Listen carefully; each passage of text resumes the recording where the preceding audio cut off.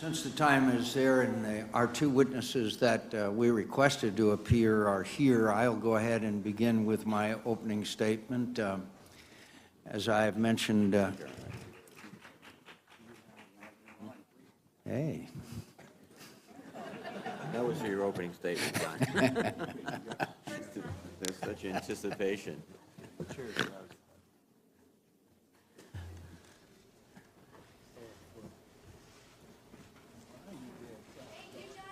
Just so you know, code pink.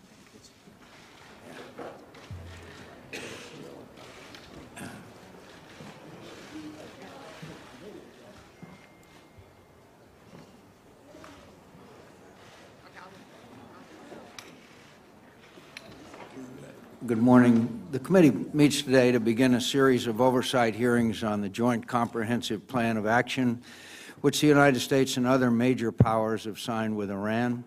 We welcome our distinguished witnesses and thank them for joining us today. We appreciate Senators Kerry and Secretary Moniz and Secretary Liu being here. For the record, I did not request the presence of Secretary Kerry or Moniz or Secretary Liu. I am glad they're here at their desire to do so, since this focus of today's hearing, as befits the role of this committee, is on the strategic and military implications of the Iran agreement. What we want to know, among other things, is how this agreement will affect regional security, proliferation, and the balance of power in the Middle East, what impact it may have on Iran's malign activities and hegemonic ambitions in the region, what it means for perceptions of American credibility and resolve among our allies and partners, and what the consequences are for U.S. defense policy, military planning, and force structure. When we consider these broader strategic consequences of the agreement, the second-order effects, what is already a bad deal only looks that much worse. To this committee, perhaps of most concern about the agreement itself pertains to the verification and monitoring mechanisms. As has been publicly reported, the inspections of Iran's facilities will be conducted by the International Atomic Energy Agency, or IAEA. There will be no Americans allowed on the ground, and the details of how these monitoring activities will occur in certain important instances are contained in a separate agreement between the IAEA and Iran, which the U.S. government and the Congress have not seen. Furthermore, the mechanism to resolve the long-standing international concerns about the possible military dimensions of Iran's nuclear program is contained in another side agreement between Iran and the IAEA, which the U.S. government and the Congress have also not seen. To be sure, much is known about Iran's past weaponization activities, but we can never know what we do not know, which is why the director of the IAEA has said that effective verification depends on resolution of the PMD issue. How that will occur, we do not know. This presents a major problem.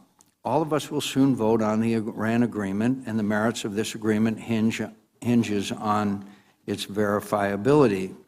And yet we cannot even read key documents pertaining to these verification measures, and our own government is not even a party to those agreements. I find that deeply troubling. What is more troubling are the broader military implications of this agreement. Iran is not just an arms control challenge, it is a geopolitical challenge. For years, many of us have urged the administration to adopt a broader strategy to counter Iran's malign activities in the Middle East. Unfortunately, that has not happened. Instead, we have watched with alarm as Iran's military and intelligence operatives have stepped up their destabilizing activities and increased their influence and control in places like Syria, Iraq, Lebanon, Yemen, Bahrain, and Gaza. Iran has done all of this under the full pressure of sanctions. Now Iran will soon receive a windfall of sanctions relief, estimated at roughly $60 billion, or possibly as much as twice that. Yes, a good amount of that money will surely go to Iran's domestic priorities. But it's only fair to assume that billions of dollars that will flow to Iran's Revolutionary Guards Corps and the Quds Force money that will likely be used to boost arms supplies to Iran's terrorist proxies, to sow chaos and instability across the region, and to double down on Bashar Assad right when he needs it most. This will present a host of new challenges for the Department of Defense. What's worse, not only could this agreement strengthen Iran's malign activities in the region, it's also likely to enhance Iran's acquisition of conventional military capabilities. For nearly a decade, an international arms embargo has significantly hurt Iran's ability to build up and modernize its aging military. Throughout the nuclear negotiations, the administration insisted that its diplomacy was limited exclusively to the nuclear file. Indeed, just a few weeks ago, General Dempsey told this committee that, quote, under no circumstances should we relieve pressure on Iran relative to ballistic missile capabilities and arms trafficking. And yet, thanks to last-minute concessions by the administration, that's exactly what this agreement would do. At year 5, the international arms embargo will disappear, and Iran will be free to acquire advanced military capabilities such as fighter aircraft, attack helicopters, warships, and anti-access weapons. At year 8, international restrictions on Iran's ballistic missile programs will disappear, and Iran will be free to acquire, through entirely licit means, the necessary technology and material for ever more sophisticated ballistic missiles, including ICBMs. And in all of this, Iran will not only have billions of dollars with which to go on a shopping spree in the international arms market, but it is also sure to find plenty of states that are eager to sell those weapons, especially Russia and China. In this way, the Iran agreement not only paves Iran's path to a nuclear capability, it will further Iran's emergence as a dominant military power in the Middle East. This has direct and dangerous implications for U.S. armed forces. The ultimate guarantee that Iran will not get a nuclear weapon is not a 109-page document. It is the capability of the U.S. military to do what is necessary if all else fails. And yet this agreement would enable Iran to construct the kind of advanced military arsenal that could make our military option far costlier to employ. Instead of enhancing our deterrence of Iran, this agreement seems to enhance Iran's deterrence of us. In short, if this agreement fails, the U.S. service members are called upon to take action against Iran. Their lives could be at greater risk because of this agreement. And that is perhaps the most troubling aspect of all about this agreement, what it means for America's credibility in the Middle East. Since 1979, Republican and Democratic administrations have sought to contain the Islamic Republic of Iran and prevent it from acquiring nuclear weapons capabilities. Our allies and partners have entrusted much of their own security to the United States because they have believed that our commitment were credible. In this way, America's role in the region has been to suppress security competition between states with long histories of mistrust and to prevent that competition from breaking into open war. I fear this agreement will further undermine our ability and willingness to play that vital stabilizing role. Our allies and partners in the Middle East have increasingly come to believe that America is withdrawing from the region and doing so at a time when Iran is aggressively seeking to advance its hegemonic ambitions. Now we have reached an agreement that will not only legitimize the Islamic Republic as a threshold nuclear state with an industrial enrichment capability, but will also unshackle this regime in its long-held pursuit of conventional military power and may actually consolidate the Islamic Republic's control in Iran for years to come. After turning 3 decades of U.S. foreign policy on its head, is it any wonder that this agreement may lead our allies and partners to question America's commitment to their security? As that happens, these states are increasingly likely to take matters into their own hands, and indeed, we already see evidence of that. These fateful decisions may well manifest themselves in growing regional security competition, new arms races, nuclear proliferation, and possibly conflict, all of which would demand more, not less, U.S. leadership and presence in the region. It would be ironic but not historically unprecedented, that a diplomatic agreement intended to decrease the risk of conflict actually increased those risks instead. All of us hope that will not be the case now, but it is the job of the Defense Department to be ready when our highest hopes fail us, and I fear there is much work to do. I welcome the witnesses. Senator Reid. Thank you very much, Mr. Chairman. Good morning, Secretary Kerry, Secretary Moniz, Secretary Lew, Secretary Carter, General Dempsey. Your appearance before the committee comes a little more than 2 weeks after the world woke up to the news that after 20 months of negotiations, the P5+1 and Iran agreed on the terms of the Joint Comprehensive Plan of Action. The agreement, no matter your position on it, is historic and, if implemented scrupulously, could serve as a strategic inflection point in the world's relations with Iran, for international nonproliferation efforts, and for the political and security dynamics in the Middle East. And I commend the President and his negotiating team, from cabinet officials to our nation's scientists, for their persistence and hard work. In the weeks ahead, Congress has a solemn obligation to carefully review the details of this historic agreement and to independently validate that the agreement will meet our common goal of stopping Iran from acquiring a nuclear weapon. Today's hearing is part of that obligation, and I look forward to your testimony. Secretary Kerry, you were the key architect of this agreement, and your willingness to take on what I'm sure feels like a thankless endeavor is to be commended. I hope you will help us understand why it is your assessment that this agreement is a good deal, and how you intend to direct our diplomats in the field to work with our partners in the region to address Iran's destabilizing activities in the region. Secretary Moniz, you played an important role in negotiations, and you too have been a strong advocate for the comprehensive plan of action throughout. During your testimony, I hope you will help us understand what gives you confidence in the technical safeguards built into this agreement, particularly with regard to, 1, the cutting off of Iran's pathways to nuclear weapon, 2, the cradle-to-grave access and auditability of the supply chain, 3, the dedicated procurement channel to manage all purchases of the nuclear supply group's trigger list and dual-use items, and 4, the IAEA additional protocol for enhanced inspections, and it is designed for detecting elements of a covert weapons program, and finally, the limitation on Iran's enrichment program. Secretary Carter, you are a unique Secretary of Defense with a PhD in physics, and having spent so much to procure on nuclear weapons, I look forward to your technical insights to these elements as well as those of Secretary Moniz. Both Secretary Carter and General Dempsey, while neither of you were a part of the negotiations, you have both recently traveled to the Middle East to speak with your counterparts about the agreement's potential implications for regional security.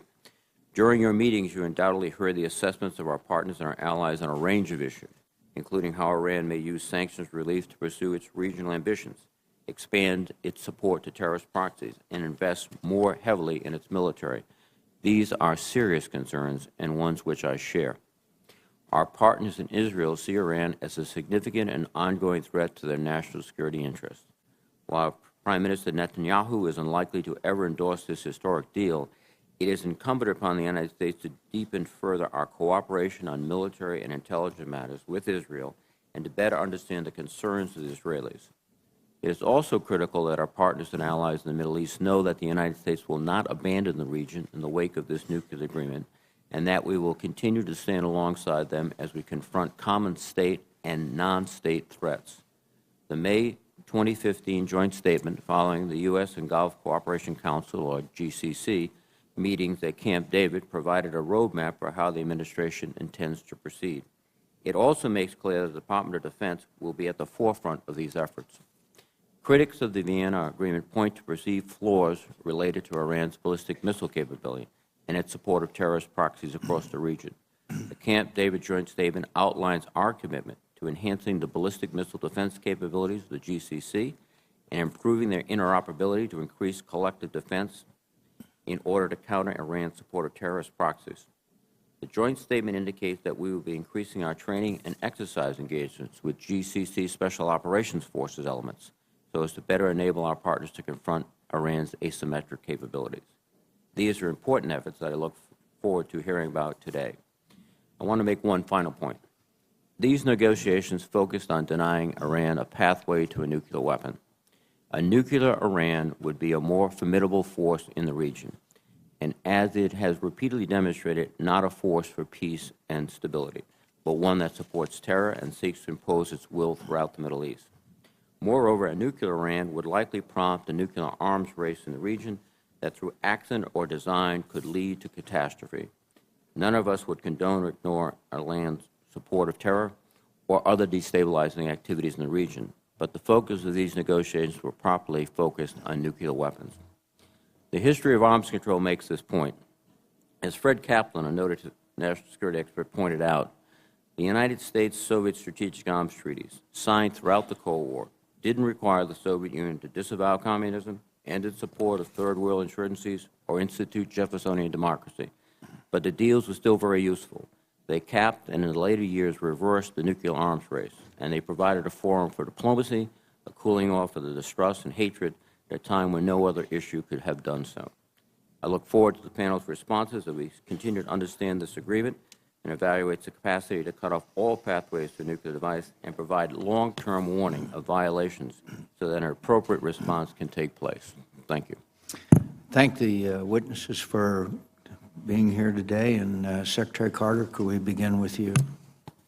Yes, Mr. Chairman, thank you. And with your leave, I think that you preferred, and that's fine with us, if only I and General Dempsey make opening statements. The other witnesses have I hope that's agreeable to the other witnesses. It is. Thank you. I believe it. Thank you, Mr. Chairman. Thank you, Ranking Member Reed. Thank all the members of the committee for giving me the opportunity to testify this morning on our defense strategy toward this critical region.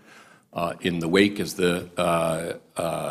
Senator Reed noted, of my travels to the region last week, the chairman's also, and of course, very importantly, 2 weeks after the conclusion of the Joint Comprehensive Plan of Action. I'm pleased to be joined by my fellow cabinet members who can talk in detail about that agreement reached in Vienna. That deal is an important step, one brought about by the leadership of President Obama, the persistent diplomacy of Secretaries Kerry, Moniz, and others, crippling sanctions that Secretary Liu led, and that Congress helped put in place. It's a good deal because it prevents Iran from getting a nuclear weapon in a comprehensive and verifiable way. Once implemented, it will therefore remove a critical element of risk and uncertainty. One element of risk and uncertainty, but a critical element of risk and uncertainty from the region. For those reasons, and those my colleagues have provided in testimony before other congressional committees, I urge you to support it. I also urge you to support the broader elements of the defense strategy in the Middle East I will describe, including and especially by supporting a stable and reformed defense budget to implement it. The successful negotiation of this deal is one part of our broader foreign and defense policy. As the most influential power in the world, we have responsibilities all over the globe. The Middle East remains important to America's national interests, and as a result, the Department of Defense is committed to confronting the region's two principal security challenges, Iran and ISIL. The Department's strategic approach to protecting our interests and confronting those challenges will remain unchanged. We will continue to maintain a strong military posture to deter aggression, to bolster the security of our friends and allies in the region, especially Israel, to ensure freedom of navigation in the Gulf, to check Iran's malign influence, and to degrade and ultimately defeat ISIL. We're also continuing to advance our military capabilities that provide all options, as the President has directed, should Iran walk away from its commitments under this deal. Last week, I was in the Middle East, and I had the opportunity to visit with some of our men and women in uniform who are carrying out this strategy. I know how much all of you care for them, and like me, you're proud of their impressive work. And I'll tell you this morning what I told them. We're continuing full speed ahead, standing with our friends, standing up to ISIL, and standing against Iran's malign activity.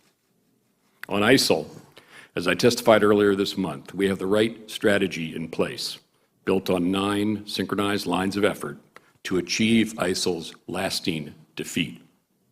But we continue to strengthen execution. Today, in Iraq and other places, we are working with partners on the ground and a global coalition to enable capable and motivated ground forces to win back Iraq's sovereignty and peace on its own territory. I saw several parts of that effort last week and spoke with some of our partners on the ground. We're headed in the right direction in this counter-ISIL effort. We've made some progress, but we need to make more. On Iran, this new deal, when implemented, will place significant limitations on Iran that will effectively cut off its pathways to the fissile material for a nuclear bomb. But it's also important to note that it places no limitations, let me repeat that, no limitations on what the Department of Defense can and will do to pursue our defense strategy in the region. It places no limits on our forces, our partnerships and alliances, our intensive and ongoing security cooperation, or on our development and fielding of new military capabilities, capabilities we will continue to advance. If Iran were to commit aggression, our robust force posture ensures we can rapidly surge an overwhelming array of forces into the region, leveraging our most advanced capabilities, married with sophisticated munitions that put no target out of reach. Iran and its proxies will still present security challenges. Iran supports the Assad regime in Syria, backs Hezbollah in Lebanon, whose fighting positions, by the way, I observed firsthand during a visit to Israel's northern border last week with the Israeli defense minister, and is contributing to disorder in Yemen. And Iran still directs hostility and violence to our closest ally in the region, Israel. In the face of that malign activity, we will continue to meet our commitments to our friends and allies in the region, especially Israel, and continue to build on and enhance our cooperation in meaningful ways. I made that clear last week in Israel, Saudi Arabia, Jordan, and Iraq. I also made clear that we will continue to maintain our robust regional force posture, ashore and afloat, which includes tens of thousands of American personnel and our most sophisticated ground, maritime, and air and ballistic missile defense assets. Our friends understand, despite our differences with some of them about the merits of this deal, that we have an enduring commitment to deterrence and to regional security. I'm proud to say that our defense partnerships in the region have never been stronger. And as I made clear in Israel, and as we agreed at Camp David with our Gulf partners, as Senator Reid indicated, we're committed to making them even stronger and more capable against a range of threats. The United States will maintain its ironclad commitment to Israel's qualitative military edge, or QME. We will keep providing Israel with advanced capabilities. For example, next year, Israel will be our first and only friend in the region flying the F-35 Joint Strike Fighter. We continue to work with Israel on ballistic missile defense systems, in fact, 3 of them, the Iron Dome, David Sling, and the Arrow system for missiles of progressively increasing range. And we're working multilaterally and bilaterally to improve the capability and capacity of our Gulf partners also. At the GCC summit at Camp David, hosted by the President in May, and last week with Saudi leaders, I stressed a number of functional areas that will be critical to enabling Gulf countries to play a stronger regional role, including maritime forces, ground forces, including especially special operations and counterterrorism forces, air and ballistic missile defense forces, and cyber protection. We also conduct over 50 military exercises a year with our regional partners. And we've offered sophisticated defense equipment, including the THAAD ballistic missile defense system and long-range precision strike capabilities to some of our Gulf partners. In conclusion, this is a good deal because it removes a continued source of threat and uncertainty in a comprehensive and verifiable way by preventing Iran from getting a nuclear weapon. How much? It's a deal that takes no option away from a future president. This is an important achievement and a deal that deserves your support. Meanwhile, the United States, the Department of Defense, and the men and women of the finest fighting force the world has ever known, with your support, will continue to be committed to the defense of America's interests, friends, and allies, to counter ISIL and Iran's malign influence, and to uphold the President's commitment that Iran will not obtain a nuclear weapon should it walk away from this deal. Thank you. Thank you, Mr. Secretary. General Dempsey. Thank you, Chairman, Ranking Member Reed, and the members of this committee for the opportunity to address your questions regarding the military implications of the negotiated deal with Iran. Given our discussion before this body just a few weeks ago, I'll keep my comments brief. As I've stated previously, I was consulted on the military implications during the course of the negotiations and provided my best military advice appropriately. If followed, the deal addresses one critical and the most dangerous point of friction with the Iranian regime. But as I've stated repeatedly, there are at least 5 other malign activities which give us and our regional partners concern. These run the gamut from ballistic missile technology to weapons trafficking, to the use of surrogates and proxies, to naval mines and undersea activity, and last but not least, to malicious activity in cyberspace. The negotiated deal does not alleviate our concerns in those 5 areas. The negotiated deal does not change the military options at our disposal. And in our ongoing efforts to counter the Iranian regime's malign activities, we will continue to engage our partners in the region to reassure them and to address these areas. Ultimately, time and Iranian behavior will determine if the nuclear agreement is effective and sustainable. In the interim, I will continue to provide my best military advice and present military options. With that, I stand subject to your questions. I'd mention to my colleagues we have a vote on right now, and usually we bounce back and forth, but I think that this is important enough for us to recess for until the completion of the second vote. I understand there's 2 that one is ending right now and the other's beginning. So I'd ask the indulgence of our witnesses, and I apologize if we could recess for approximately 10 minutes while we are able to complete these 2 votes. I think this hearing is important enough not to have us bounce back and forth, because I think all members would like to hear the complete testimony. So again, my apologies. We'll stand down for 10 minutes.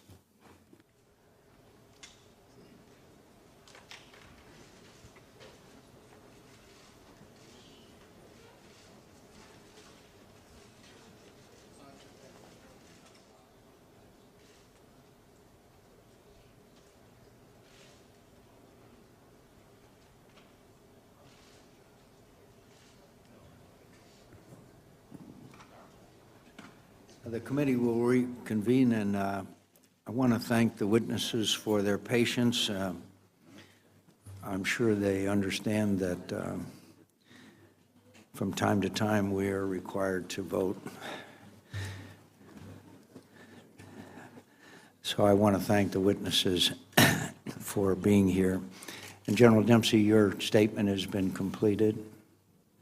And is there any other statements that would like to be made? Then we'll begin with questions, and we'll have 5 minutes.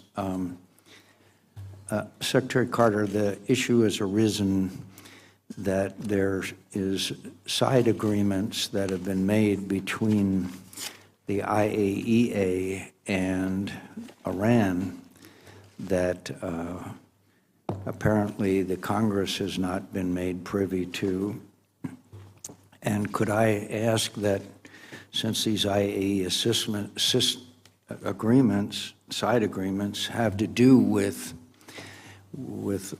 the weapons programs of the Iranians and the inspection and verification of those programs, will we in Congress receive the information concerning those side agreements in order to make a judgment as to the degree of verification?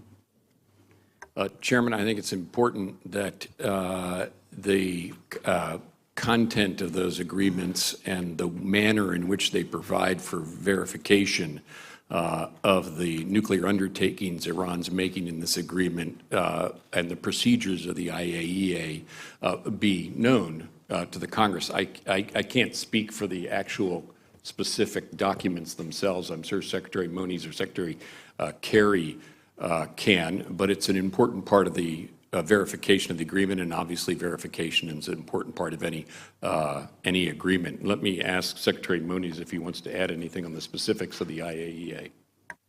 Well, thank you, Ash. I could certainly add that first of all, to be honest, sir, I would not call them side agreements in the sense that the agreement in the JCPOA is that Iran must cooperate for the IAEA to complete its process on PMD. Then the IAEA, as is standard, negotiates a safeguards confidential document with the country to define the protocols that will satisfy the IAEA. Those protocols are very important, Mr. Secretary. Are we going to be aware of those protocols? Because we know that with any agreement with a country such as Iran, the devil is in the details. All I can say is that, well, first of all, I personally have not seen those documents. Which is astounding, to be honest with you. That is absolutely astounding, that you have not seen the documents about the requirement for verification. All I can say is that the agreement requires their cooperation with the IAEA, and this is the standard practice of the IAEA, whose independence is very critical to all of us. What's critical to all of us, Mr. Secretary, that we have verification of and inspections of Iranian activities because they have a clear record of cheating. We agree. So we agree, all of us, I believe, that we should see those instruments of verification. Otherwise, how can we make a judgment as to this agreement can be enforced and verified with a country that has a long record of cheating? The IAEA will, of course, then take the information that Iran must provide by October 15th and complete their report. And at that time, I think we will understand the IAEA's confidence in their verification measures. So we are building up, I might say, a very long history of this. So we are then dependent on the confidence of the IAEA, not the actual viewing of the agreement and verification. I don't think many of us would agree with that process. General Dempsey, you told the committee just a few weeks ago, quote, "Under no circumstances should we relieve pressure on Iran relative to ballistic missile capabilities and arms trafficking." Now we are seeing, after 5 years, a relief of sanctions on conventional arms and, of course, 8 years ballistic missiles. How does that comport with terms of this agreement with the statement that you made before the committee?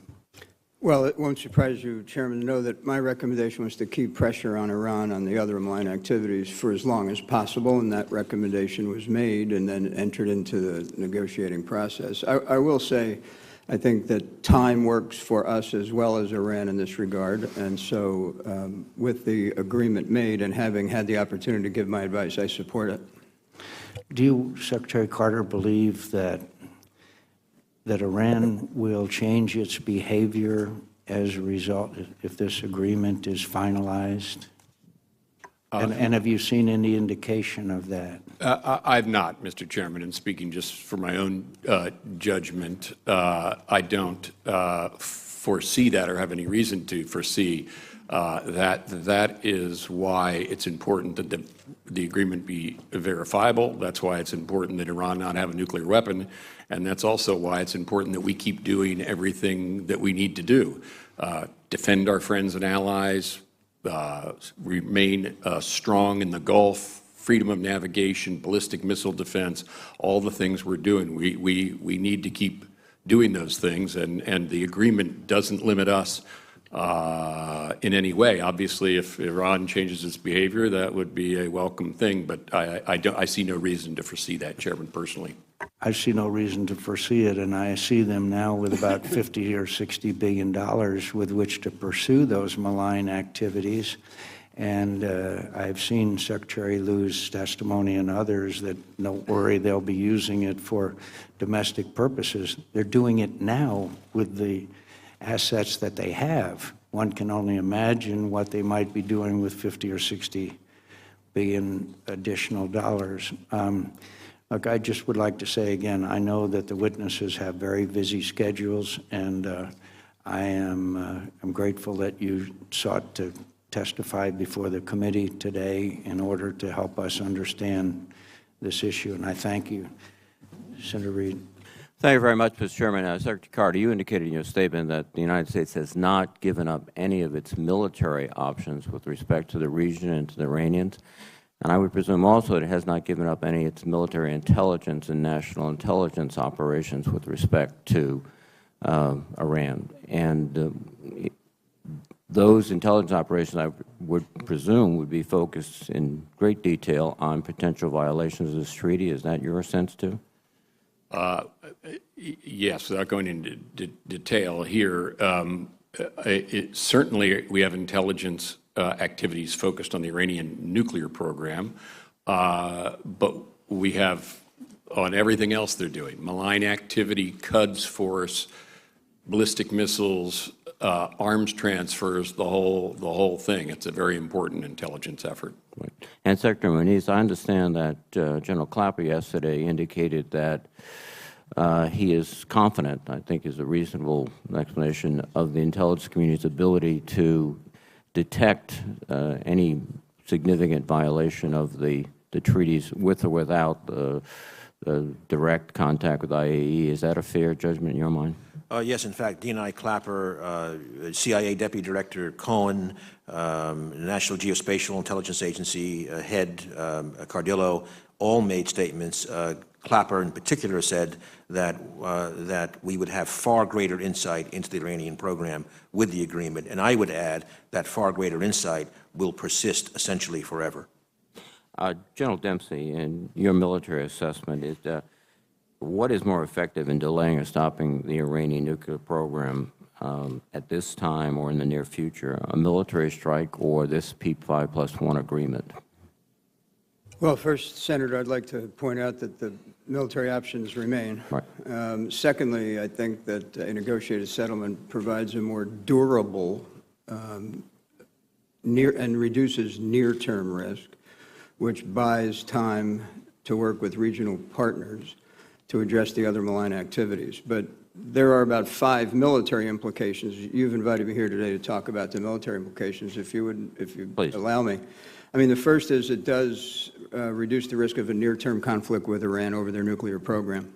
Secondly, another military implication is we have to sustain those options. They have to be preserved into the future. Third, there is clearly the opportunity for Iran to use some of the revenue that they gain for malign purposes, and that bears watching and collaboration with our regional partners, including Israel. Fourth, this will require us to strengthen our relationships and our collaboration in that part of the world. And derivative of that is fifth, we should maintain and will maintain our forward presence. Those are the military implications. The GCC, in terms of the military expenditures, roughly double what the Iranians spend and has a capacity of even going much higher given their revenues. Is that a fair assessment? Yeah, double is probably the average. Certain countries, far more than that. And one of the factors that we're going to have to work with our allies in the region is making sure that those resources are focused and can deter or defeat any aggression or proxy aggression by the Iranians. And that's the whole point, I think, of the collaboration that you're undertaking. We've got a series of initiatives, both with the Israelis and the GCC, to better position ourselves to address those other malign activities. And so we have a situation developing where the resources are available. We're trying to reorganize in collaboration with the regional partners so they're much more effective to respond. So if essentially we're not ignoring these hostile threats by the Iranians on the ground through proxy or anything else. Indeed, we're, in a sense, amping up our activities. Is that fair? Well, what I would say, Senator, is, you know, my responsibility is to articulate risk and provide options to our elected leaders and how to mitigate them. And this does cause us to have to increase our military. We have to pay more attention to the malign activities. Thank you very much, Mr. Chairman. Thank you, gentlemen. Thank you, Mr. Chairman. I'm right now in the middle of one of the largest bills of the year, and I'm the sponsor. Therefore, I haven't been in on all this fun. So I read this morning to see what happened yesterday, Secretary Kerry. This is in the Washington Post. President Obama promised that his nuclear deal with Iran would not be based on trust, but rather unprecedented verification. Now it turns out Obama's verification regime is based on trust after all. Trust in two secret side agreements negotiated exclusively between Iran and the International Atomic Energy Agency that apparently no one, including the Obama administration, has seen. And it goes on to say it turns out that only two parties, the IAEA and Iran, have get to actually see it. However, well, and then further in the U.S. News and World Report, it says by law, the administration is required to provide Congress with the contents of the nuclear deal and all related matters and annexes. Secretary Kerry, do you agree with that analysis of the law, what your requirement is? Senator, let me just say to clarify on the earlier part of the question, Congress will be fully briefed on this agreement in a classified session. And indeed, one of our key negotiators, the day-to-day lead negotiator, Wendy Sherman, was briefed on it, and Ernie Moniz was likewise briefed on it. So we are aware of what the basics of it are. It is standard procedure. I mean, there are 189 countries that have an agreement with the IAEA that are signed up to the NPT. Not that many have agreements. My question is, are we entitled to all the related Correct, materials but and indexes? yes, those that are part of the agreement per se. This is by reference, and no country has access to the confidential agreements directly of the IAEA and the country. Yeah, I don't mean to interrupt you, but my time is limited here. I can't imagine that this wouldn't be a part of what we all would be briefed on. Now, yesterday, when Congressman Poe asked the question, he said the secret deal. Secretary Rice said that she has seen the deal with the IAEA, and she's going to share it with Congress. Now, that's the question. If you have seen it, since No, you see it at the same time or prior to the time that Secretary Rice saw it? Senator, National Security Advisor Rice has not seen it. Well, she said she did yesterday. No, she has been Well, briefed on it. I gave her exact quote to Congressman Poe, and the exact quote is that she's been briefed on it. She hasn't actually seen the agreement. Okay, I'll give you her quote and make sure it's in the record here. It says, she said she did. She did see it. She did evaluate it. She said she did 6 days ago. That's 7 days ago now. She said 6 days ago she had seen it and reviewed it, and that Congress will get to see it in a classified section. Congressman, Senator, you're quoting Congressman Poe. Who is quoting her? This is in quotation I marks. corrected him with her direct quote, which we took from public record. Her quote says that she has been briefed. She has not seen it. I have not seen that because I don't think that she did correct that. That was specific on something that happened 6 days before. As a matter of fact, that was in the Hill magazine. The White House press briefing directly. The Hill magazine had something about that, and that was prior to the time. It was 7 days ago today, Secretary Kerry, that we had a confidential classified briefing, right? I was there, you were there, most of the people at this table were there. And I would say this, in a classified session, you can't say what was said, but was that addressed at all? Was that addressed at all? It was addressed, it was, a question came up about it, and the answer was given that, of course, Congress will be briefed with respect to the contents. And, of course, you need to be briefed. Everybody needs to be briefed. My point is, Mr. Secretary, that that was a classified session where we were in a position to be briefed at that time, and we weren't. I don't think we had the full material to brief. I didn't have it anyway. But we are prepared, and I think Wendy Sherman is going to be briefing very shortly on that, Senator. But what we did provide, what we can provide, is the actual roadmap that the IAEA put out, and the IAEA has issued a full roadmap of what their expectations are. I understand that, but I'm talking about the deal, the secret Well, documents. it's not, That's what I'm referring to. it's a confidential agreement. It's being postured as this I think it great was- sort of side. It's a confidential agreement, which is the standard procedure of the IAEA. And we have lived with the IAEA, Senator. We have relied on the IAEA for years and years. Okay. And historically, the IAEA always creates what's called a comprehensive safeguards agreement, a CSA, which they negotiate with a country. And we don't get that exact, it's not shared with the world. And there are reasons that it's confidential that have to do with what you can get out of that country, but we do get briefed on it.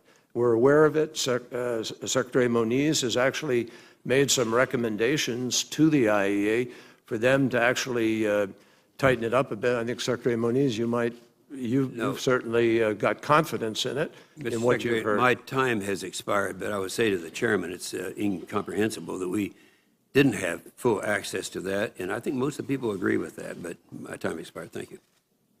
Senator Nelson? Thank you. Gentlemen all, thank you for your public service. Mr. Secretary Lew, I want to go down a different road. We have heard so many different commentaries about how much of a windfall the sanctions relief would be for Iran. We've heard 100, 150 billion. The chairman is speaking of 50 or 60 billion. You tell me if this is correct. That basically sanctions relief of what has been withheld is about 100 billion. But in that 100 billion, there are contractual obligations of Iran to pay some 50 billion. And therefore, the net that would approximately come to Iran would be about 50 billion. Is that somewhere in the ballpark? Senator, correct? that is roughly correct. I'm happy to walk down the numbers to the best of my knowledge. You don't need to. I'm trying to get concepts here. But well, the one thing I would add is there's between $50 and $60 billion that is accessible, but that money is not sitting in U.S. That's banks. where I wanted to go. That money is sitting in foreign banks, is it not? It's sitting around the world in countries like China and India and many other countries. China, India, Japan, even Taiwan and UAE, those banks? Correct. Therefore, if we denied the lifting of economic sanctions, that money is in the hands of foreign banks. What, in your professional opinion, is the likelihood that that money would be released? Well, just to be clear, Senator, to Iran? It's Iran's money that's tied up because of sanctions. So they've sold oil, the money has gone into these foreign accounts, and it's sitting there. If this agreement, this deal, were to be rejected, the question is, what do those other banks do? I don't think they will feel bound to hold that money the way they've held it in an escrow away from Iran. And I think without a nuclear agreement, some of that money will start going back to Iran if there's no agreement, if this agreement is rejected. So to recapitulate then, if we were to reject it, the money is likely to flow because it's in the hands of foreign banks that would not be compelled to adhere to the United States' wishes at that point. Is that correct? Right. We do obviously have sanctions that we could impose in other ways, but this money is not sitting in U.S. banks. We can't lock it up directly. We need the cooperation of other governments, other central banks, other banks in order to keep this money from Iran. And just to add one more detail, I think the notion that somehow a $50, $60 billion check gets written is wrong. They can't spend all this money. This is the foreign reserve that they need to settle their foreign transactions. They're already doing transactions in some of these countries that are permitted, using their foreign reserves as exchange. they still will need to buy things overseas. So they can't just spend all this money, or their ability to conduct international commerce goes away. And as I've said before, they have hundreds of billions of dollars of competing domestic needs. So while I can't say that not a penny will go to malign purposes, I've never said that, I think the magnitude of resources available is highly exaggerated by the notion of thinking that it's some $50 billion transfer.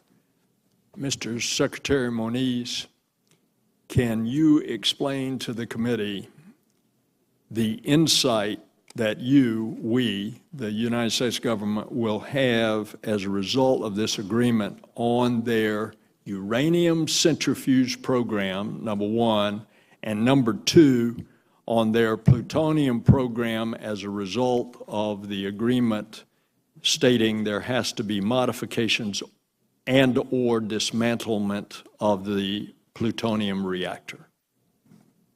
Yes, Senator. On the uranium centrifuges, we will have, well, the IAEA will have daily access and the use of advanced technologies to make sure that all of the idle ones are locked up and used only as replacements for broken ones, and they will confirm that they are broken.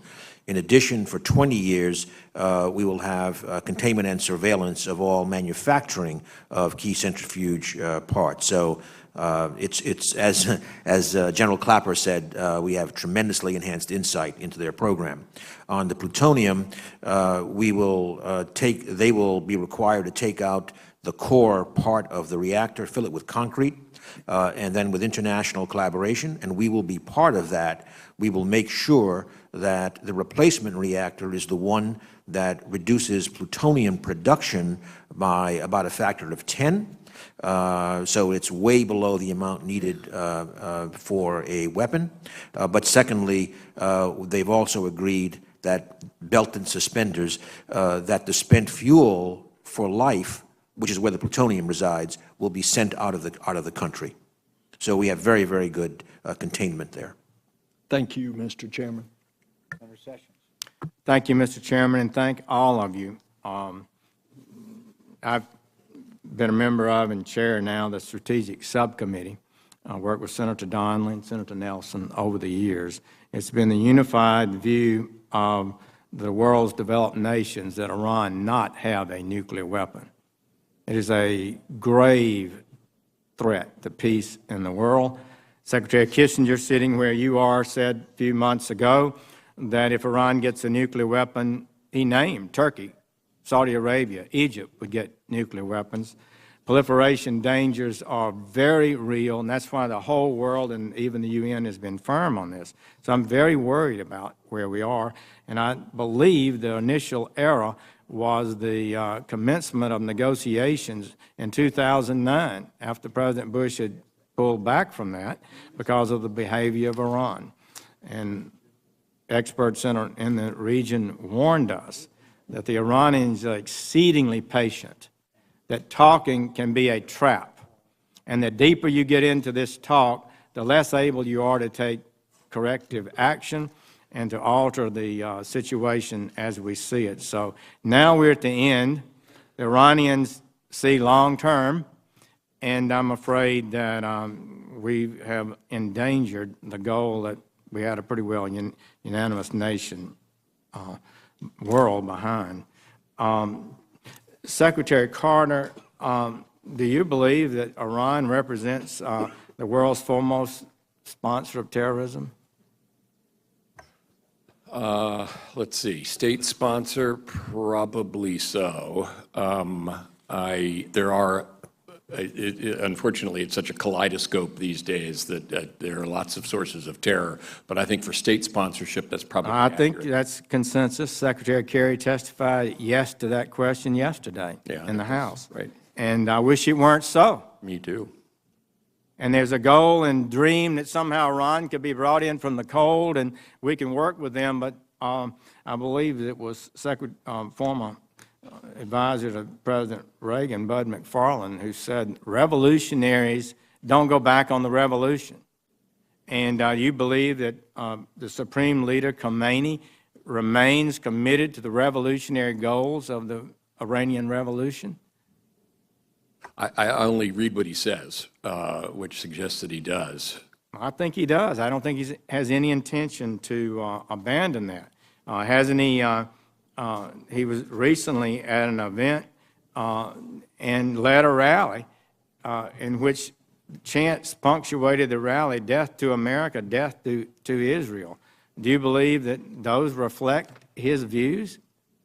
Again, I'm not an expert, but it certainly, I could read the newspaper, certainly seems so, and that's the reason to be so concerned about Iran's malign activities, support for terrorism, and especially to make sure they don't get a nuclear weapon, which is key.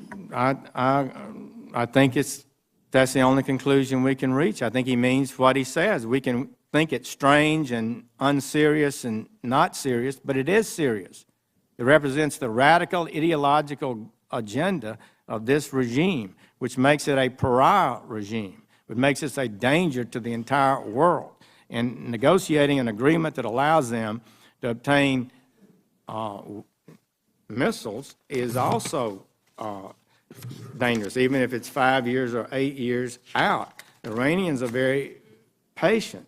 You were asked earlier about this, and you said the reason we want to stop Iran from having an ICBM program is that the I in ICBM stands for intercontinental, which means having the capability to fly from Iran to the United States, and we don't want that, close quote. I think that was a very clear policy decision of the United States. But doesn't this agreement allow, after at least 8 years, they've been known to cheat, to purchase on the open market items that would help assist them in building an ICBM system capable of reaching the United States? Well, I am, and I think we all need to be very concerned about their ballistic missile activities with or without this agreement. That's why ballistic missile defense is so important, including ballistic missile defense of the United States. I spoke earlier about ballistic missile defense of Israel, which we also work very well. hard I think the administration Israel and you have and supported missile defense for the United States. And you say they shouldn't have this capability and we should stop it. And this agreement, does it not, allows them to purchase anything they need on the world market after the date in the agreement? No, Senator. Could I answer that? It actually does not. The 8 years represent the best that we were obviously able to negotiate with 3 countries of the 7 who said there should be nothing. But we were comfortable accepting the idea of the 8, which, by the way, still leaves us those 8 years with Chapter 7 enforcement with respect to that. But we were comfortable because we have a number of other tools already available to us, Senator, which we can apply to be able to prosecute their efforts with respect to missiles. Specifically, we have the Missile Technology Control Regime. We have Executive Order of the President of the United States, which allows him to sanction anybody who is providing any materials whatsoever for missile construction. We have the Proliferation Security Initiative with 100 countries, which allows us to block the transfer of materials for weapons construction. We have the Iran, North Korea, Syria Non-Proliferation Act. We have additional 2 executive orders. So we have huge tools available to us way into the future. Seems to me that last agreement, this agreement would trump that. No, there's no trumping of anything. These are all existing. We also have I don't know what the language is in the agreement for if it's not, has no meaning, Senator Kerry. Senator, these are additional agreements that we have outside of this agreement which allow us to continue to protect us with respect to missile development. We also have additional UN sanctions that prohibit the flow of weapons to Hezbollah, prohibit the flow of weapons to Iraqi Shia, prohibit the flow of weapons to Houthi, prohibit the flow of weapons. Well, they're flowing now, are they not? Indeed, because they haven't been enforced, which is precisely what the administration has decided we need to do more effectively, and that's why in 3 days I'm meeting with the whole GCC in Doha to lay out the very specifics of the proposal for how we are going to push back against Iran. But I'd leave you with one thought, Senator. You've adequately and appropriately pointed to the rhetoric of the leader and to the things they're doing. Simple question. If that's what they want to do, are you better off preventing them from having a nuclear weapon? Or do you want to go right back to where we were when they had 19,000 centrifuges, 12,000 kilograms of material, enough for 10 to 12 bombs? They've already mastered the fuel cycle, so don't be looking 15 years down the road. Right now they have this ability, and we're stopping that. We're taking that away from them and providing a lifetime. The senator's time has expired. Inspection. How'd that North Korean one deal work out for you, Senator McCaskill? Well, Senator, I can give you the complete differentiation. Senator McCaskill your time has expired. Senator McCaskill. It didn't work out for me. I didn't cut the deal. General Dempsey, is there anything in this agreement that would constrain our ability to take any military action that our country thought was necessary against Iran? No, Senator. Secretary Lew, I'm concerned about the alternative to the deal. And one of the things I don't think has been covered enough in all of the testimony that has occurred, and I think all of us are following all of this very closely. I got the point that Senator Nelson was trying to make, that the money is not in our control, and it appears, looking at it, if all the other countries walk away from us, if we reject this deal, that they're going to get the money one way or another. Either they're going to get the money because they're entitled to it if we do the deal, or they're going to get the money because we can't control it. But I don't know that that's completely accurate, and I think it's important because this is not about, is this a good deal? This is also about what happens if we don't do this deal. And I think it's important to talk about whether the power the United States would have if this deal was rejected to, in fact, force our will on these countries that hold this money. We have a lot of tools at our disposal as the major economic power that we are. A lot of these are our NATO allies, obviously Japan. So I think it's fair that we shouldn't just say if we walk away from this deal, they're going to get all the money and they're going to, I think it's fair to try to really drill down and you try to give us a picture. Let's assume, I know none of you want to assume that this deal is rejected, but let's assume it is. At that moment, what power do we have as a country to keep this money from flowing to Iran and its nefarious activities? Senator, it's a very fair question, and obviously nobody can give you an entirely precise answer because there's perfectly legal ways for them to use some of this money now. For example, if they buy Chinese goods, they can pay with their reserves that are held in China. So they could make the decision that they're going to acquire the things they need to acquire through the countries where they have reserves and chip away at those reserves. The question of what our unilateral sanctions can do versus multilateral sanctions is a complicated one. We have powerful unilateral tools. The United States is the world's banking center. The dollar is a reserve currency. Transactions that go through U.S. financial institutions are within our grasp. But that doesn't give us the ability to reach out to all foreign banks and to all foreign transactions.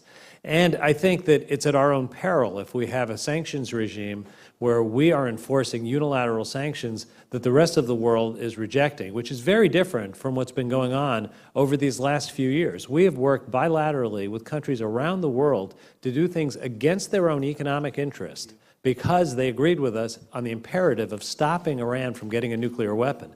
If they see us walk away from an agreement that they believe would stop Iran from getting a nuclear weapon, I think the degree of cooperation we get goes down considerably. It's not black and white. It's not we go from being able to do everything to doing nothing. But what's made this sanctions regime so effective these last few years is the fact that we've had the international cooperation. India and China have been buying less oil from Iran than would have been good for their economy. How do you enforce bilaterally with countries around the world doing things against their interest just by saying we insist? So there are things we can do. There are certainly ways, but it gets much harder. And I appreciate that answer, but I really think it would be helpful for those of us who are really trying to analyze both scenarios, if you all would try to your best ability, put in writing what you envision, what would be our best effort at keeping Iran isolated if, in fact, this deal is rejected. Because I don't think it is fair for us just to assume that we have no power if this deal is rejected, because clearly we're still going to have a lot of power. I'm almost out of time, and this is an important question, I think, for Secretary Moniz. And I know this is a hard question to give an exact answer to, but do you believe that if we walk away from this deal, Iran has a nuclear weapon by Christmas? Well, I can't really answer that question. What I can say is... Do your best. I think it's important for us to know how close they are. They are a nuclear threshold state today. They could certainly generate the nuclear materials within months, which is before Christmas. And what is then the unknown is the degree to which they have completed, we can't discuss right now, other weaponization requirements. That's what, of course, the IAEA, in building up its dossier over many years, which now needs to complete, have certainly identified, labeled Iran as having had a structured program of activities relevant to nuclear weapons in the past. So it's a threshold state, and that's the risk we face. The deal will walk them back from that threshold and give us permanently more insight into into any weapons program they might choose to pursue. Thank you, Mr. Chairman. Senator Wicker. They are a nuclear threshold state, and they have denied all along that they had any intention of doing so up into the present time. I think that is instructive. I think Senator McCaskill may be onto something here with regard to all of the options before us. My friend Senator Reid asked a question about, are we better off with a negotiated settlement or a military strike, as if those are the only two alternatives. Of course, we know that those are not the only two alternatives. I wish our European friends, our Western allies, had not been so eager to leave the sanctions regime, but they were. The United States could go it alone. And as the Secretary pointed out, we do have unilateral tools that would be effective. So, continued trying to get a good deal, continued unilateral tools on the part of the United States, making people choose between banking with America and banking with Iran, those tools are there. Let me say to you, General Dempsey, I appreciate your service. And I appreciate the many times you've come before this committee. We've disagreed and agreed from time to time. It would seem to me that your brief 9-sentence opening statement to this committee today amounts to damning this agreement with faint praise, I have to say. You mentioned that there are 6 areas in which Iran is a bad actor, and you say five of these malign activities give us real concern, and you list them, but then you end and give us these words of assurance. Ultimately, time and Iranian behavior will determine if the nuclear agreement is effective and sustainable. That, sir, does not give me a confidence level, and I just have to tell you that based upon your very brief and I think tepid endorsement of this agreement. With regard to the conventional arms embargo, as late as the spring, we weren't hearing about this. General Dempsey, when did you become aware that there would be this huge relief from the conventional arms embargo, and isn't it a fact that it caught you by surprise? Well, first, Senator, I would ask you not to characterize my statement as tepid nor enthusiastic, but rather pragmatic. And I've said from the start that relieving the risk of a nuclear conflict with Iran diplomatically is superior to trying to do that militarily. But I will sustain the military options in case that becomes necessary. As to your question about timing, I was consulted or asked for my advice episodically when military implications became part of the conversation, and probably about a week or two before the agreement was finalized, I gave my final recommendation regarding sanctions. Well, that's very late in the agreement, and I would just say it seems to me the advice that we've been getting on the other side of this agreement down through the months and over time, this this massive retreat from conventional arms embargoes is something new and something very troubling. Let me just say, Mr. Chairman, in the minute I have left, that the assessment of the facts and the assessment of the effect this agreement will have by neighbors in the region, I think is so instructive, should be so instructive to this Congress. And I don't blame my friends on the Democratic side of the aisle for having concerns also. It is striking that from right to left, every ideology within the country of Israel is opposed to this agreement. It's striking that the Arab neighbors, the Saudis and others, are alarmed at this deal. And I would submit to the record, Mr. Chairman, in the closing seconds, an op-ed by Ari Shavit, senior correspondent for left-of-center Israeli newspaper Haaretz, in which he says the Iranian negotiated team succeeded in destroying completely the sanctions mechanism. He points out that the United States, European Union, Britain, France, Russia, and China recognize again and again Iran's right to develop advanced centrifuges, which could be 5 to 10 times bigger than the capacity of the old ones. This means, Mr. Shavit concludes, that the international community is not only enabling, but actually ensuring the establishment of a new Iranian nuclear program, which will be immeasurably more powerful and dangerous than its predecessor. I submit this article for the record, Mr. Chairman, Without objection. A great deal of concern. Thank you, sir. Senator Shaheen. Thank you, Mr. Chairman, and thank you all very much, both for your efforts on this negotiation and for being here today. Secretary Carter, you were in the Middle East last week. Can you tell us what you heard from our allies in the Middle East about how they felt about this agreement, specifically Saudi Arabia and Israel? Obviously, we've heard what Prime Minister Netanyahu has had to say. Sure, Senator. Beginning with Israel, Prime Minister Netanyahu was very clear, as he's been clear publicly, in his opposition to the deal. We discussed that, but then we discussed many other things as well.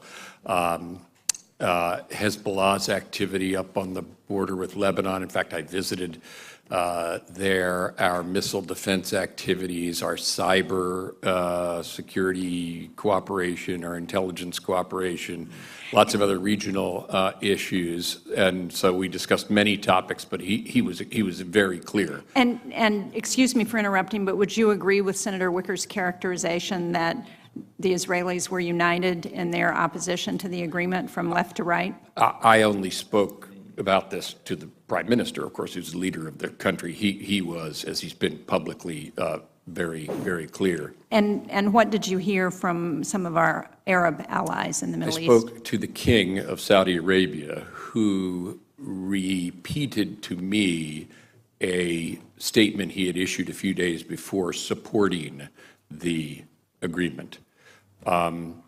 He referenced that, again, I don't think this violated any confidence, that the verification and, as he put it, snapback provisions were particularly important to him, so he referenced those things. And then, again, we went on to talk about other things that are more related to the defense agenda, including his Air Force's munitions, cyber concerns that Saudi Arabia has, and something that we started to discuss at the GCC, namely Saudi Arabia's role in countering ISIL, which is a whole other subject. And did you hear from any of our other Arab allies in the Middle East that they support the agreement?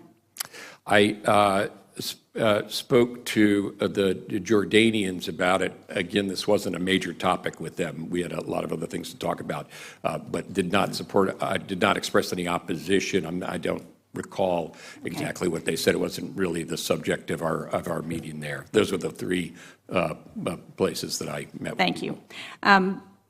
General Dempsey, is there a military option short of invasion that would roll back Iran's nuclear program more substantially over the next 10 years than the JCPOA does, in your opinion? Well, I'd have to make assumptions about how often we would be compelled to conduct airstrikes or standoff munitions. But the military options that exist would disrupt the program by several years, but there's nothing to say we couldn't repeat it if necessary. And is there any intelligence information to suggest what Iran's response would be should we engage in an airstrike against them? Yeah, I wouldn't say it rises to the level of intelligence, but the analysis suggests that they would counter our presence in the region at every opportunity and use these other malign activities that they have available to them. Thank you. Secretary Moniz, there has been a lot of discussion about the 24-day delay, and you testified in the Foreign Relations Committee that to the extent to which we would be able to detect nuclear activity, so uranium, in an extended period beyond the 24-day delay.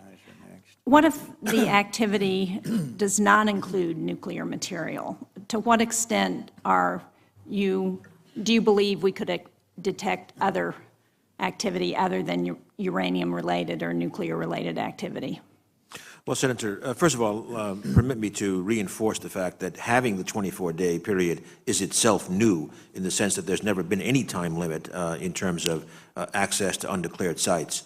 Again, to repeat, on nuclear materials, we have very, very sensitive capabilities, and historically those have been proved, and we can add more in classified context. With regard to non-nuclear materials, it gets more difficult. However, when one has nuclear weapons specialized activities such as explosively driven neutron initiators, we would not be without tools to detect activities in that kind of a time period. But clearly, as one gets farther and farther away into, let's say, just conventional explosive testing, which is something militaries do normally, then it's a question of intelligence putting together the context for suspicious activities. But nuclear material, in the end, you need to do nuclear materials to get to the weapon, and that's where we have extraordinary techniques. Mr. Chairman, if I may add one more comment, if you permit, just to go back to Senator Wicker's comment on advanced centrifuges. I don't know that particular article you quoted, but it appears to have forgotten to mention that their most advanced machines, which are 5X their current machines, they are already operating at full cascade level, 2 different machines, and those are going to be dismantled before this is implemented. Thank you. Thank you, Mr. Chairman. I'm informed that Senator Ernest is required to preside over the vital proceedings on the floor of the United States Senate, which is critical to her presence. So I would ask the indulgence of my colleagues to allow her to proceed. Yes, thank you, Mr. Chair, and thank you, colleagues. Gentlemen, thank you for being here today. This will be one of the most significant votes that we take as members of Congress moving forward. So I believe it is imperative that we get this right. Not long ago, the United States discovered that we had had a data breach at OPM. Simple. Data, personnel records had been tapped into. So that just is laying the groundwork of where I'm going next. Secretary Carter and Secretary Moniz, I am very concerned regarding the government's ability to detect, deter, and defeat cyber attacks on our government, particularly by China, Russia, and Iran. With respect to Iran in particular, according to Director of National Intelligence James Clapper, Iran has conducted cyber attacks on U.S. government officials involved in nuclear nonproliferation, hacking which compromised the Marine Corps intranet, Sands Las Vegas Casino, and attacks against U.S. banks. In relation to the Iran deal, these attacks, along with recent successful attacks against OPM, leads me to have less than full confidence in our own cyber capabilities, let alone the cyber capabilities of the IAEA. It is vital IAEA has a Loctite ability to protect its equipment and technology, vital to ensuring effective monitoring of Iranian facilities under this agreement against cyber attacks. Just simple yes or no, Secretary Carter. Are you concerned regarding Iran's ability to impact the effectiveness of IAEA monitoring equipment through cyber? I'm sorry, I can't give you a yes or no answer to that. I'm very concerned about Iranian cyber activity, and you named 3 countries. I could go on with the ones. This is a big problem, and sadly, I share the lack of confidence you have in the adequacy of our defenses. In the Defense Department, you'd think, with all that we have paid attention to protecting our own networks, that we would be secure, but we're not. And we know that, and it's not just Iran, but it's others as well. And that's why we're trying to make investments in that area and pull up our socks in the cyber area. But I can't reassure you on the cyber front. I am very concerned about this. Secretary Moniz, yes or no? Do you share a concern that this could be vulnerable? Oh, absolutely share a concern. But the IAEA does have some robust technologies in terms of... They're much more advanced than the United States. I didn't say that, no. Look, cyber is tough. General Dempsey also mentioned cyber is something that keeps us up all the time, and we have to develop our capabilities. Fantastic. I have no confidence that we would not be able to know if there were tampering involvement going on as we try and monitor these activities, or as the AEAE tries to monitor these activities. Well, the IAEA, Senator, is of course quite aware of this, and they do have measures. And I hope that they improve those measures. I do believe that we are vulnerable, as we've seen with our own infrastructure. And General Dempsey, we've heard some other discussion today about the choices that the President has with this agreement. Now, 2 weeks ago, many of our news outlets, USA Today, others, had quoted President Obama as, the choice is the Iran nuclear deal or war. This seems to be a military decision, and I understand that you advise the President on these issues. Is that what you have told the President? Is that we either take this deal or we go to war? No, at no time did that come up in our conversation, nor did I make that comment. Who is advising the President, then, that we must go to war if this deal is not signed? I can't answer that. I can tell you that we have a range of options, and I always present them. And I thank you for that, because I do think, and I think it's imperative that everybody on this panel understand that there are other options available out there, and a multitude of options. We're taught in the military about DIME, diplomatic options, information operations, military operations, and economic types of sanctions and opportunities that we might have. So for the President to outright reject everything but war is outrageous to me. And I do hope that you are able to better advise him that he needs to be careful with his language, because that seems to be the rhetoric we're hearing out there, is that we either go to war or we accept this deal, and I reject that premise. As long as we agree that that military strikes on a sovereign nation is an act of war, but there are things between here and there. Absolutely. I agree, General Dempsey. Thank you, gentlemen, very much. Thank you, Mr. Chair.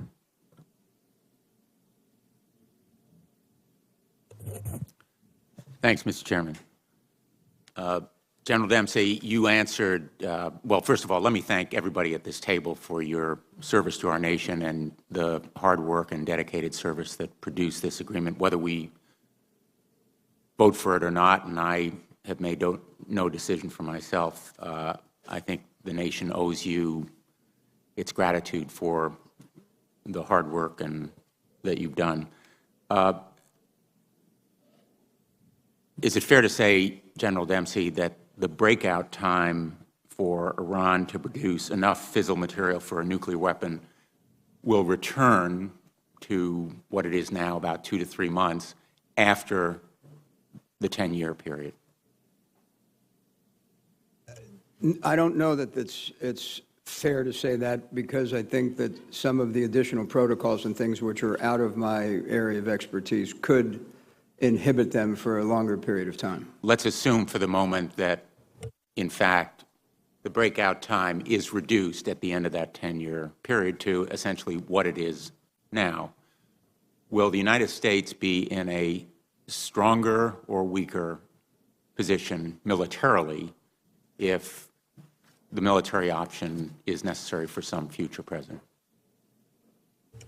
The chairman earlier correctly pointed out that Iran could procure some weapon systems that could make our military option more difficult, but will not make it more impossible. And I think the answer to your question, Senator, is depends how we use the time between now and then. And we've got a plan with our allies in the region to increase their capabilities over that period of time. So if we use the time wisely and we have the resources necessary to do it, we should not assume we would be in a weakened position. Because the expectation has to be that the Iranians will use that time to build their conventional forces. At the very least, they'll have more revenue from various sources as the sanctions are lifted, substantial revenue. Is that correct? Yes, but they are starting from an extraordinarily weakened position conventionally, but in the asymmetric arena, they are starting from a position of relative capability.